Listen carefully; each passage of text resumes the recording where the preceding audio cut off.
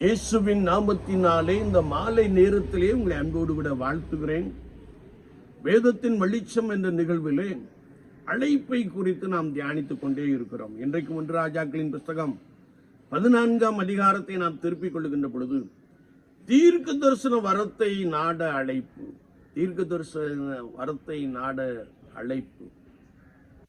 ஊழியங்களை நாம் எடுத்துக் கொள்ளுகின்ற பொழுது எபேசியர் 4:13 நாம் வாசிக்கிறோம், ஆண்டவர் சிலரை அப்போஸ்தலர்களாகவும் சிலரை தீர்க்கதரிசிகளாகவும் சிலரை சுவிசேஷகர்களாகவும் சிலரை போதகர்களாகவும் சிலரை மேய்ப்பர்களாகவும் ஏற்படுத்தினார் என்பதை நாம் பரிசுத்த வேதாகமத்திலே மிக ஆழமாக அறிந்து கொள்ள முடியும். ஊழியத்திற்கென்று நாம ஏற்படவில்லை, கர்த்தர் நம்மை ஏற்படுத்துகிறார். இந்த உலகத்திலே 5 வகையான ஊழியங்களை நிறைவேற்றும்படியாய் ஆண்டவர் பரிசுத்தமான மனிதர்களை, பரிசுத்தமான மனுஷிகளை ஊழியக்காரர்களாகவும் ஊழியக்காரிகளாகவும் ஆண்டவர் தெரிந்து கொண்டிருக்கிறார் என்பதை நாம் நன்றாய் அறிந்து கொள்ள முடியும். ஊழியம் கர்த்தருடையது. எந்த ஒரு மனிதன் அழைப்பை பெற்றிருக்கிறானோ அவனை ஆண்டவர் வல்லமையாய் எடுத்து பயன்படுத்த போதுமானவராக இருக்கிறார்.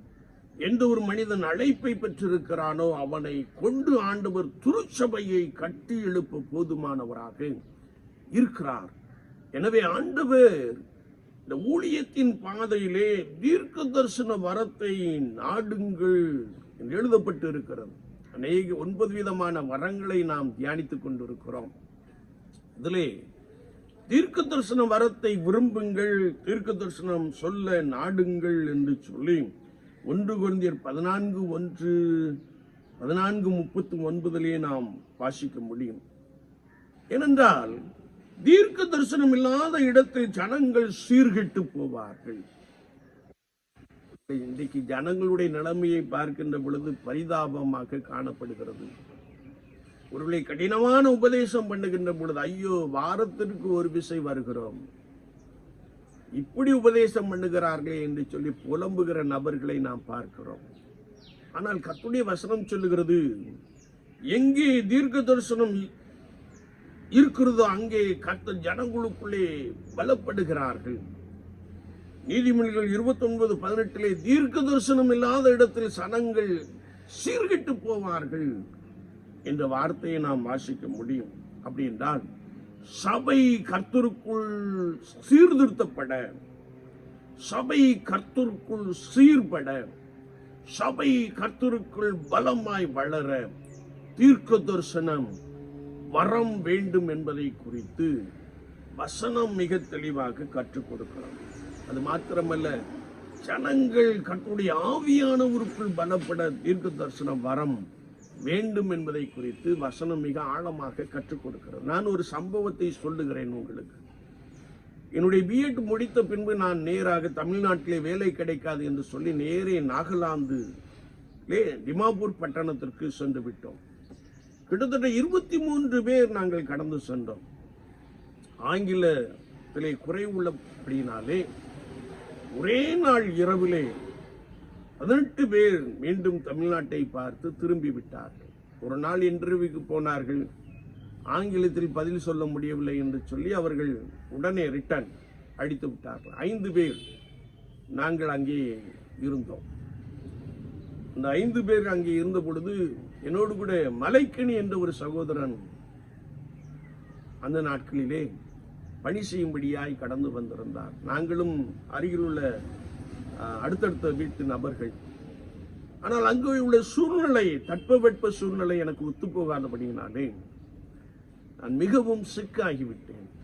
ஒருவேளை மிகுந்த பலவீனத்தோடு கூட நான் கிட்டத்தட்ட 20 நாட்கள் படுத்து விட்டேன். ஒரு ஸ்கூல்ல இன்டர்வியூ அட்டன் பண்ணினேன், தேர்வு செய்தார்கள். ஆனால் அங்கே செல்ல முடியவில்லை. நான் படுத்த படுக்கையாக மாறிவிட்டேன். அந்த சகோதரனை ஒருபோதும் மறக்க முடியாது. இன்றைக்கும் அவர் ராஜபாளையம் அருகிலே அல்லது சங்கரங்கோயிலுக்கு அருகிலே ராமநாதபுரம் என்ற ஒரு இடத்திலே அவர் பணி செய்து கொண்டிருக்கிறார்.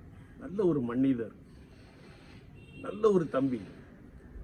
அவர் என்னை நன்றாய் பராமரித்துக் கொண்டார். அந்த நாட்களிலே நான் இடுக்கணுக்குள்ளே கடந்து சென்றேன். சரீர பலவீனம், எழுந்திருக்க முடியவில்லை. ஆனால் பாருங்கள், ஒரு 20 நாட்கள் கழித்து அவர் என்னை நன்றாய் பராமரித்தபடியினாலே 20 நாட்கள் கழித்து நான் மெதுவாக எழுந்து நடக்க ஆரம்பித்தேன். அப்படி நான் நடந்து சென்ற பொழுது என்னுடைய பாடசாலைக்கு அருகாமையில் உள்ள ஒரு பெந்தேகோஸ்து சபை, அங்கே கிட்டத்தட்ட எல்லாம் பெந்தேகோஸ்து சபைகள் தான். அந்த சபைக்கு நான் கடந்து சென்றேன். அது ஒரு சனிக்கிழமையாக காணப்பட்டது. அங்கே ஸ்திரீகள் அநேகர் காணப்பட்டார்கள். பாஸ்டர் மாத்திரம் அவர் ஜென்ஸாக காணப்பட்டார். எல்லாரும் பெண்கள் தான். நான் மிகுந்த பலவீனத்தின் மத்தியிலே அங்கே போய் முழந்தால் படியிட்டேன். அவர்கள் எல்லாரும் அந்நிய பாஷைகளிலே பேசி ஆண்டவரை துதித்துக் கொண்டிருந்தார்கள். ஒரு சகோதரி தமிழிலே தெளிவாய் பேசினார்கள். என்னை குறித்து, என்னுடைய நிலைமையை குறித்து ஆவியானவர் அவர்களுக்கு வெளிப்படுத்தி காண்பித்தார். அவர்கள் மிக தெளிவாக என்னை குறித்து பேசினார்கள். கர்த்தருடைய ஆவியானவர் என்னை பலப்படுத்தினார். கர்த்தருடைய ஆவியானவர் என்னை பலப்படுத்தினார்.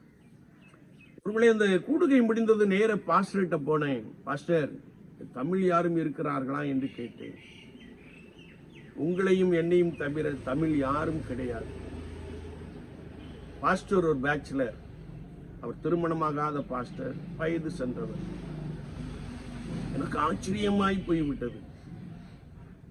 ஒருவேளை பற்பல பாஷைகள் என்ற அந்த வார்த்தையின்படி தமிழ் பாஷையிலே ஆண்டவர் அவர்களை பலமாய் நிரப்பினபடியினாலே, பரிசுத்த ஆவியானவர் அவர்களை பலமாய் நிரப்பினபடினாலே, அந்நிய பாஷை என்று சொல்லப்படுகிற அவர்களுக்கு அந்நிய பாஷையாகிய தமிழ் பாஷையிலே என்னை குறித்து ஆவியானவர் தீர்க்க தரிசனமாய் சில வார்த்தைகளை சொன்னார். நான் கர்த்தருக்குள்ளே பலப்பட்டேன். ஏன் இதை சொல்லுகிறேன் என்றால், தீர்க்க தரிசனமான வார்த்தைகள் வெளிப்படுகின்ற பொழுது ஜனங்கள் பலப்படுகிறார்கள். ஜனங்களுக்குள்ளே சுகம் உண்டாகிறது. ஜனங்களுக்குள்ளே அற்புதம் நடக்கிறது. ஜனங்கள் தங்களை சீர்படுத்திக் கொள்ளுகிறார்.